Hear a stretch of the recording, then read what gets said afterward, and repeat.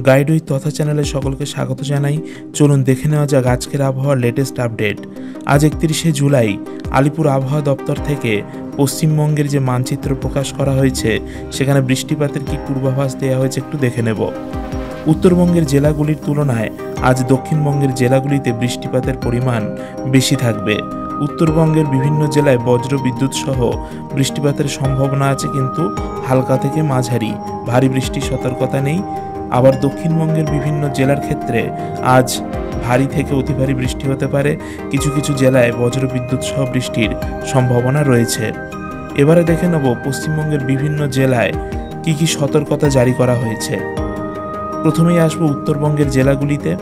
কোচবিহার ছাড়া বাকি জেলাগুলিতে বজ্র বিদ্যুৎ সহ বৃষ্টির সম্ভাবনার কথা বলেছে আলিপুর আবহাওয়া দপ্তর, কিন্তু দক্ষিণবঙ্গের ক্ষেত্রে কয়েকটা জেলায় অতি ভারী বৃষ্টিপাতের কথা বলা হয়েছে, যেমন উত্তর 24 পরগনা, দক্ষিণ 24 পরগনা, কলকাতা, হুগলি, হাওড়া, 2 মেদিনীপুর, এই অঞ্চলগুলিতে আজ ভারী থেকে অতি ভারী বৃষ্টির সম্ভাবনার কথা বলেছে আলিপুর আবহাওয়া দপ্তর।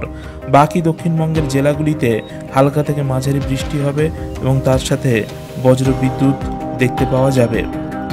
এবারে দেখে নেব মৌসুম ভবন থেকে ভারতের বিভিন্ন রাজ্যে আবহাওয়ার কি সতর্কতা জারি করা হয়েছে। বিশেষ করে উত্তরাখণ্ড, এই অংশটাতে আজ অতি ভারী বৃষ্টিপাতের কথা বলা হয়েছে। এছাড়া উত্তর ভারত এবং নিচে দক্ষিণ ভারতে কমলা সতর্কতা জারি করা হয়েছে।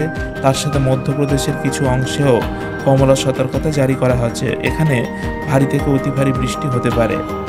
এছাড়া গুজরাট, রাজস্থান প্রভৃতি রাজ্যগুলি, মধ্যপ্রদেশের কিছু অংশ, আমাদের পশ্চিমবঙ্গের দক্ষিণবঙ্গ, বিহার, ঝাড়খণ্ড, ছত্তিশগড়, উত্তর পূর্ব ভারতের কিছু রাজ্যে হলুদ সতর্কতা জারি করা হয়েছে। সেখানেও ভারী বৃষ্টিপাতের সম্ভাবনা রয়েছে।